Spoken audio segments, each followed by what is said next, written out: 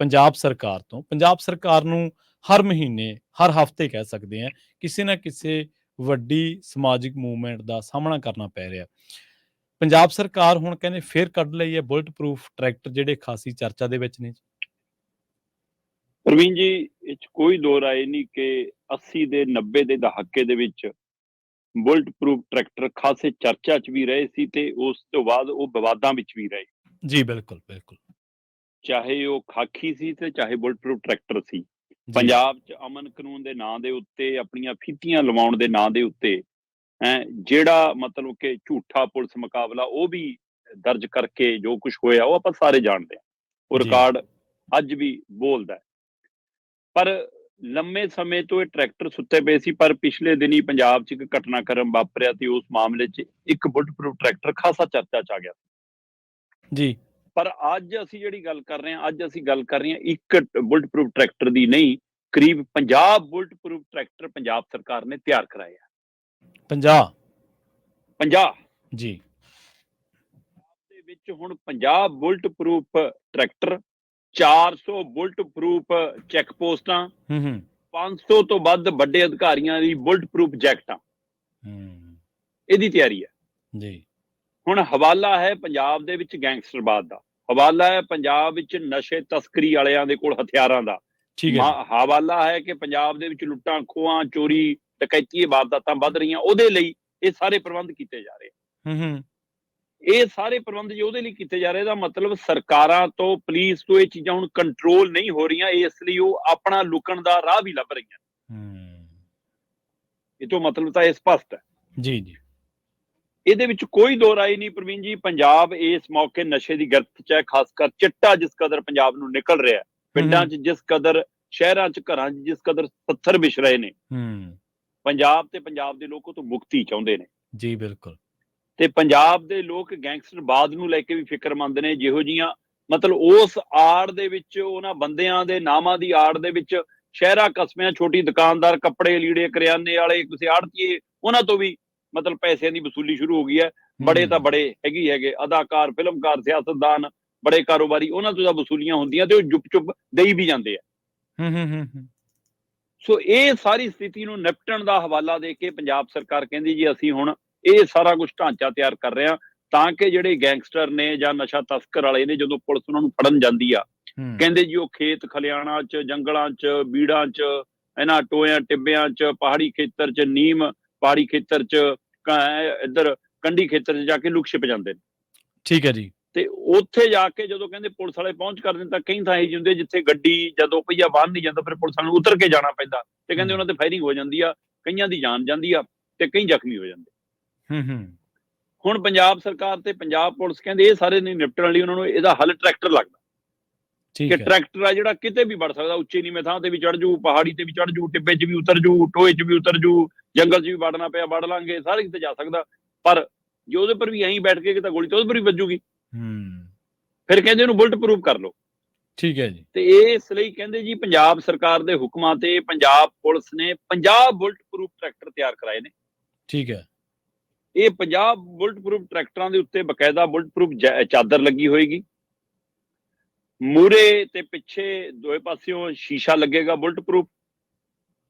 ਇਹਨਾਂ ਦੇ ਵਿੱਚੋਂ ਉਨੀਆਂ ਥਾਵਾਂ ਰੱਖੀਆਂ ਜਾਣਗੀਆਂ ਕਿ ਜਿਹਦੇ ਵਿੱਚੋਂ ਹਥਿਆਰਾਂ ਦੀਆਂ, ਉਹਨਾਂ ਦੀਆਂ ਨਾਲੀਆਂ ਬਾਹਰ ਆ ਕੇ ਗੋਲੀਆਂ ਭਰਾ ਸਕਣ।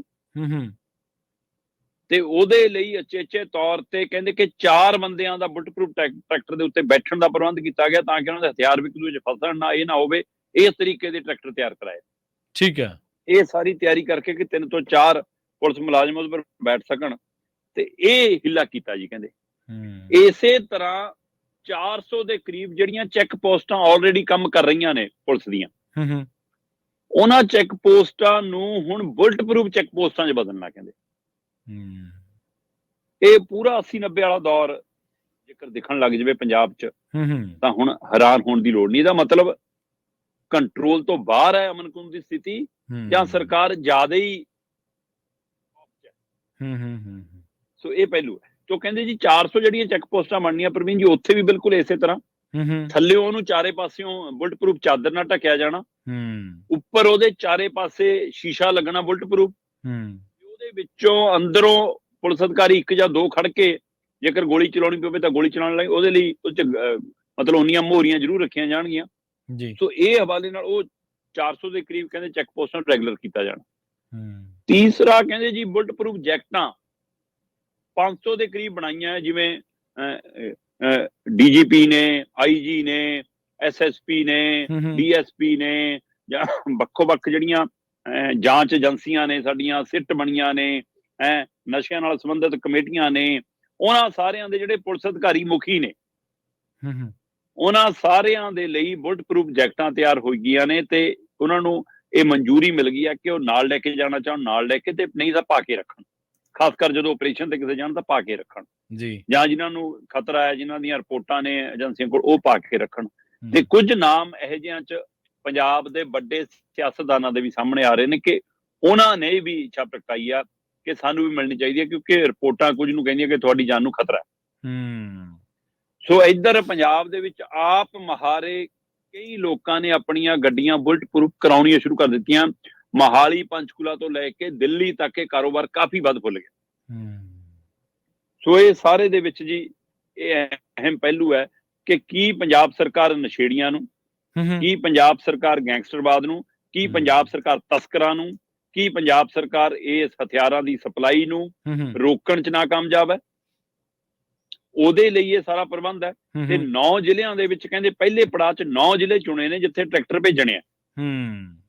ਉਹਨਾਂ 'ਚ ਰੋਪੜ ਜ਼ਿਲ੍ਹਾ ਵੀ ਹੈ, ਉਹ 'ਚ ਮੋਹਾਲੀ ਜ਼ਿਲ੍ਹਾ ਵੀ ਹੈ, ਉਹ 'ਚ ਪਟਿਆਲਾ ਜ਼ਿਲ੍ਹਾ ਵੀ ਹੈ, ਉਹ 'ਚ ਮੋਗਾ ਜ਼ਿਲ੍ਹਾ ਵੀ ਹੈ, ਉਹ 'ਚ ਫਿਰੋਜ਼ਪੁਰ ਵੀ ਹੈ, ਬਠਿੰਡਾ ਵੀ ਹੈ, ਗੁਰਦਾਸਪੁਰ ਤੇ ਜਲੰਧਰ, ਅੰਮ੍ਰਿਤਸਰ ਵੀ ਹੈ। ਤੇ ਉਸ ਤੋਂ ਬਾਅਦ ਕਹਿੰਦੇ ਲੋੜ ਹੋਈ ਜਿੱਥੇ ਕੰਡਿਆਲੀ ਤਾਰ ਹੈ ਸਾਡੀ, ਉਹਦੇ ਨੇੜੇ ਤੇੜੇ ਵੀ ਜਿੱਦੀਆਂ ਚੌਂਕੀਆਂ ਹੋਣਗੀਆਂ ਪੁਲਿਸ ਦੀਆਂ, ਉੱਥੇ ਵੀ ਟਰੈਕਟਰ ਪੱਕੇ ਖੜਾਏ ਜਾ ਸਕਦੇ, ਉੱਥੇ ਵੀ ਇਹਨਾਂ ਦੀ ਤੈਨਾਤੀ ਕੀਤੀ ਜਾ ਸਕਦੀ ਹੈ। ਠੀਕ ਹੈ। ਸੋ ਇਸ ਹਵਾਲੇ ਨਾਲ ਠੀਕ ਹੈ, ਤੁਸੀਂ ਕਹਿੰਦੇ ਹੋ ਜੀ ਕਿ ਜਿੱਥੇ ਜਾਂਦੇ ਆ ਉੱਥੇ ਫੜ ਨਹੀਂ ਹੁੰਦੇ ਜਾਂ ਬਾਹਰ ਹੋ ਜਾਂਦਾ, ਇਸ ਲਈ ਟਰੈਕਟਰ ਦੀ ਲੋੜ ਹੈ। ਜੇਲ੍ਹਾਂ 'ਚ ਤਾਂ ਕੈਦੀ ਤੁਹਾਡੇ ਕੋਲ ਨੇ, ਜੇਲ੍ਹਾਂ 'ਚ ਹਥਿਆਰ ਕਿੱਥੋਂ ਆ ਜਾਂਦੇ ਨੇ, ਜੇਲ੍ਹਾਂ 'ਚ ਨਸ਼ਾ ਕਿੱਥੋਂ ਆ ਜਾਂਦਾ, ਜੇਲ੍ਹਾਂ 'ਚ ਮੋਬਾਈਲ ਕਿੱਥੋਂ ਆ ਜਾਂਦਾ, ਤੇ ਉਹ ਕਿੱਡਾ ਬੜਾ ਪਹਿਲੂ ਖੜਾ ਹੈ। ਉੱਥੇ ਇੰਟਰਨੈਟ ਕਿਵੇਂ ਆ ਜਾਂਦਾ, ਉੱਥੇ ਸਾਰਾ ਕਤਲੋਗਾਰਤ, ਕੁੱਟ ਮਾਰ, ਪਾਰਟੀਆਂ, ਜਸ਼ਨ, ਇੰਟਰਵਿਊਆਂ, ਸਾਰਾ ਕੁਝ ਕਿਵੇਂ ਹੋ ਜਾਂਦਾ। ਸੋ ਇਸ ਲਈ ਪਹਿਲਾਂ ਇੱਛਾ ਸ਼ਕਤੀ ਤੇ ਫਿਰ ਡਿਊਟੀ ਤੇ ਇਮਾਨਦਾਰੀ, ਇਹ ਦੋ ਚੀਜ਼ਾਂ ਨਾਲੇ ਮਸਲੇ ਹੱਲ ਹੋ ਸਕਦੇ ਨੇ।